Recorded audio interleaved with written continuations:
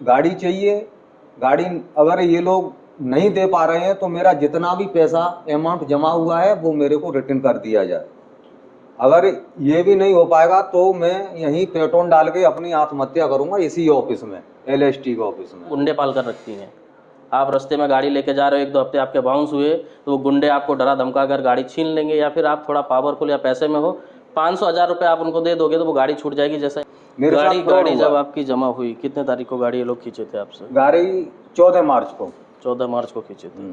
14 मार्च के बाद आप कितने बार यहाँ पे आ चुके हो? 14 मार्च के बाद में 14 चक्कर लगा गया। 14 मेरा चक्कर लगा है इधर। ये कंपनी L&T के ऊपर लगा बड़ा आरोप, धोखाधड़ी 420 का आरोप, जहां पर बताया गया है कि एक व्यक्ति जहां ने L&T फाइनेंस के द्वारा एक बाइक खरीदी थी, लगभग साल भर से उसने हफ्ता बराबर भरा हुआ था, लेकिन 2 हफ्ते बताए गए कि कहीं ना कहीं उसके जो बाउंस हुए उसके बाद गाड़ी को उठा लिया गया। उठाने के 2 से 3 दिन के अंदर ही गाड़ी को बेच दिया गया। कितना जायज़ है? क्या रूल्स के हिसाब से इस तरीके से कार्रवाई की जा सकती है? पूरी घटना किस तरीके से घटती है उस व्यक्ति से पूछते हैं। हमारे साथ में है, क्या नाम है आपका? सर मेरा नाम अरविंद कुमार यादव है। तो क्या घटना घटी है? सर ये LST फाइनेंस से एक्टिवा 6G गाड़ी खरीदे थे। कब खरीदे थे? तो ये नवंबर सन 2024 में। 24 में। तो 24 मतलब हफ्ते थे इसके। तो सर दिसंबर में मेरा थोड़ा एक्सीडेंट हो गया। एक्सीडेंट होने के कारण 2 मतलब हफ्ता ड्यू हो जाते हैं। तो दिसंबर कौन सा, 25 में? नहीं 26 में। 26 में। 26 दिसंबर 26 चल रहा है अभी? हाँ चल रहा है, मतलब 25 में, लास्ट दिसंबर 25 में। तो मतलब 16 तारीख को गाड़ी ले लेते हैं लोग। हाँ 16 मार्च को हमसे गाड़ी दादरा से ले लेते हैं। तो मैं जिसने मेरे से गाड़ी लिया उनसे बोला, मैंने मेरे पास रूम पे 10,000 रुपये रखा है, आप या तो मेरे साथ चलिए या मेरे को थोड़ा टाइम दो आधे घंटे का। किसने गाड़ी किसने खींची? अब सर उनका नाम तो नहीं पता मेरे को। किसी से बात हुई थी जहाँ से आपने गाड़ी ली थी, जिस शोरूम से वहाँ पे बात हुई हाँ, थी? क्या नाम था उनका? उनका नाम दर्शन, MK दर्शन, जिनसे गाड़ी खरीदी थे हम, उनसे बात कराया। उन्होंने ही बोला कि इनके साथ चले जाओ, जो भी है 10,000 रुपये ये आपको देंगे, आप लेके आओ। फिर उन्होंने पंकज शर्मा जी के पास फ़ोन किया। पंकज शर्मा जी मना किया कि आपको पैसा वैसा लेना नहीं है, गाड़ी लेके आना है। तो पंकज शर्मा कौन है? पंकज शर्मा मैनेजर हैं। अच्छा, L&T में LST फाइनेंस के मैनेजर हैं सर। तो ये लोग वहाँ से गाड़ी ले आते हैं। फिर मैं 23 मार्च को आया, 24 मार्च को आया। फिर इन्होंने बोला अप्रूवल आएगा। अप्रूवल आया, यहाँ से कॉल जाता है। फिर मैं मतलब 27 मार्च को आया, ऑफिस बंद था, ब्रांच बंद था LST का। 28 मार्च को आया। 28 मार्च को इनका मतलब वो ये सर्वर डाउन हो जाता है। मैं शाम को यहाँ से 5 बजे गया। फिर मतलब इन्होंने बोला कैशियर सामने के आप ऐसा करिए सोमवार को आओ। तो मतलब किसी कारणवश मैं मतलब सोमवार को नहीं आ पाया। 1 तारीख को मैडम का मेरे पास कॉल आता है कि अरविंद कुमार जी आपका स्कूटी सेल आउट हो गया। मैडम का नाम पूछा आपने? कौन थी मैडम? मैडम का नाम तो नहीं पता, वो LST फाइनेंस से बोल रही थी, सूरत से। फिर मैं यहाँ 4 तारीख को आता हूँ तो कैशियर साहब से बात होता है। इन्होंने बोला आपका तो मतलब स्कूटी सेल आउट हो गया। तो फिर मैं 9 तारीख को एक कैशियर ने भी आपको डायरेक्ट बोला कि आपकी जो स्कूटी है वो सेल आउट हो गई, जबकि 2-3 बार पहले आप यहाँ पे आ चुके थे? हाँ।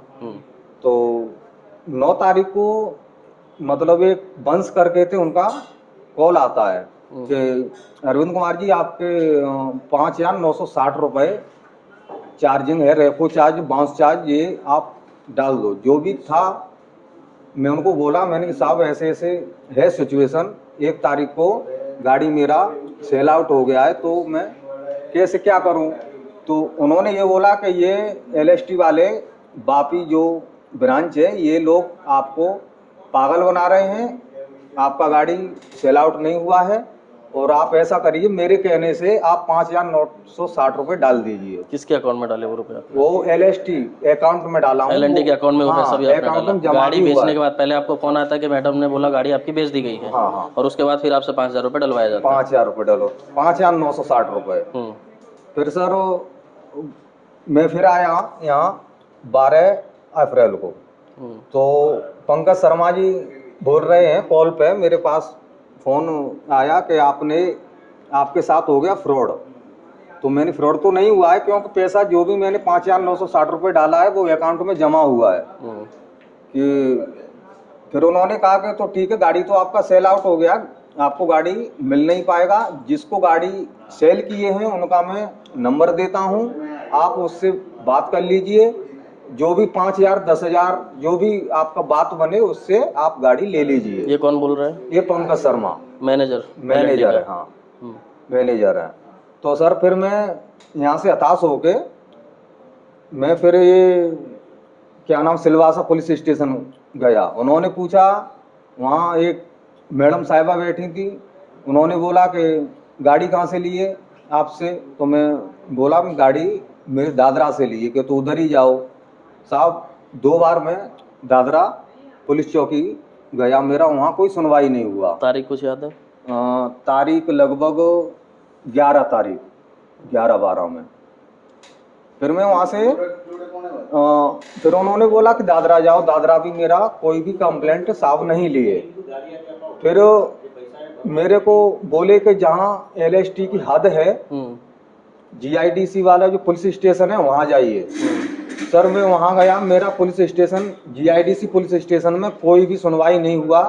वहाँ बोले कि आप डुंगरी फरिया पुलिस स्टेशन जाइए। तो मैं यहाँ से डुंगरी फरिया गया, तो डुंगरी फरिया में एक साहब बैठे थे, उन्होंने मेरे से बोला यहाँ कुछ नहीं हो पाएगा, आप जाइए लेबर कोर्ट वलसाड़। अच्छा, वहाँ से आपका ये पुलिस वाला बोलता है आपको लेबर कोर्ट जाइए? हाँ, डुंगरी फरिया पुलिस ऑफिस।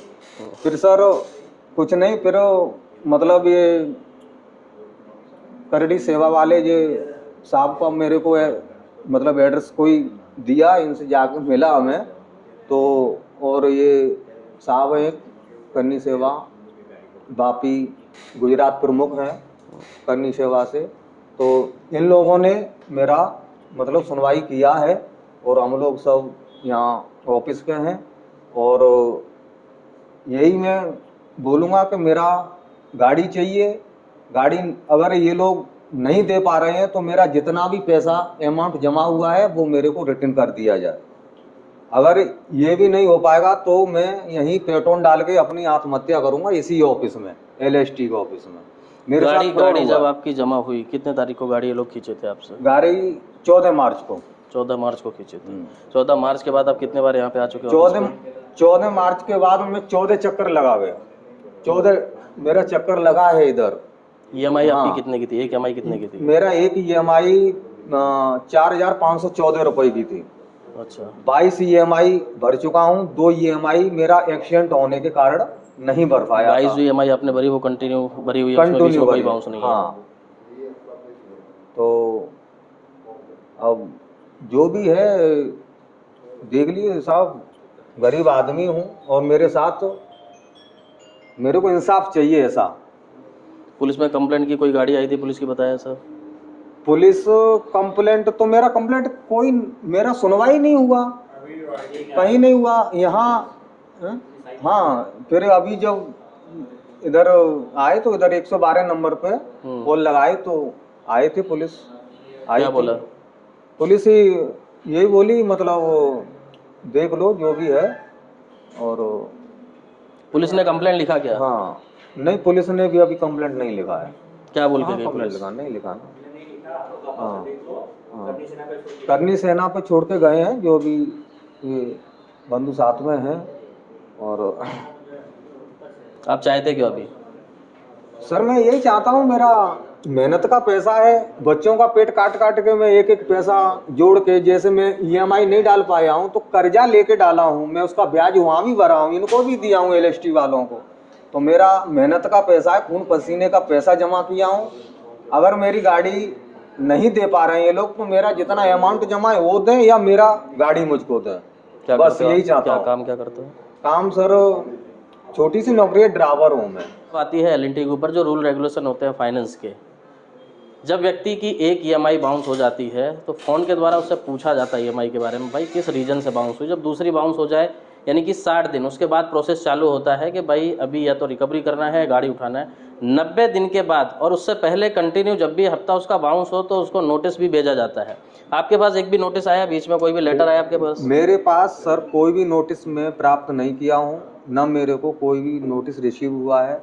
और ये और बोल रहे थे अगर इधर उधर भागोगे तो आपका जो भी पैसा निकल रहा है वो भी आपको नहीं मिलेगा। कौन बोल रहा था ये? ये पंकज शर्मा जी ने भी बोला, और एम के दर्शन वाले जो एजेंट हैं जिससे मैं गाड़ी खरीदा था, वो भी ये बोल रहे थे कि आप कहीं भी किसी के साथ जाते हो, किसी की हेल्प लोगे या कानून या वकील करके कोई भी कार्रवाई, कानूनी कार्रवाई करते हो तो आपका जो भी पैसा निकल रहा है उधर वो भी आपको नहीं मिलेगा। वो यानी भी कि आपका धमका रहे पैसा सीधा सीधा। हाँ, धमका रहे हैं सब। और इस तरीके की कहानियां वापी में बहुत घटती रहती हैं। ये व्यक्ति है, ठीक है, करनी सेना इनको मिल गई, उनके थ्रू हम तक सूचना आई तो हम आ गए। कई लोग ऐसे हैं जिनकी गाड़ियां उठा ली जाती हैं और बेच दी जाती है। कई मामले लगातार ऐसे आते हैं। और यहाँ का एक बार का पर्सनल मेरा भी एक्सपीरियंस है, एक व्यक्ति की एक महीने में 2-2 ईएमआई कट जाती है। इनका सर्वर सबसे ज़्यादा एक तो डाउन रहता है। और जब इस व्यक्ति की स्कूटी उठाई गई उसके बाद वो यहाँ पर कंटिन्यू जब राउंड मार रहा था, जो फाइनेंस यहाँ पर देखते हैं कैशियर जो है उनको जब वो चीज़ पता थी, तो कहीं ना कहीं जब जो आपकी लोकल टीम है वापी के अंदर या फिर जो यहाँ पर कैश लेता है, जिम्मेदारी तो सभी की उसमें पूरी चैन सिस्टम होगी, उसके बावजूद भी आप अगर इस तरीके से गाड़ी को बेच देते हो तो ये एक फ्रॉड ही नहीं, ये दादागिरी भी है। और ना जाने कितने लोगों के साथ में आपने इस तरीके की 420 की होगी। अगर ये व्यक्ति यहाँ तक नहीं पहुँचता, इसको नहीं पता चलता, तो ये भी गाड़ी छोड़ ही देते। आपको शायद करनी सेना नहीं मिलती, आप मीडिया के पास भी नहीं पहुँचते, या फिर जिस तरीके से इन लोगों ने बोला कि आपने हफ्ता नहीं बढ़ा तो गाड़ी आपकी बेच दी गई, तो आशा तो आपने छोड़ ही दी होगी। हाँ सर, आशा तो यही थी कि मतलब कितना 14-15 चक्कर लग गया, कोई कुछ हासिल नहीं हो रहा था हैं। अगर करनी सेना ये मेरा हेल्प नहीं करते तो शायद मैं यहाँ नहीं खड़ा होता अभी।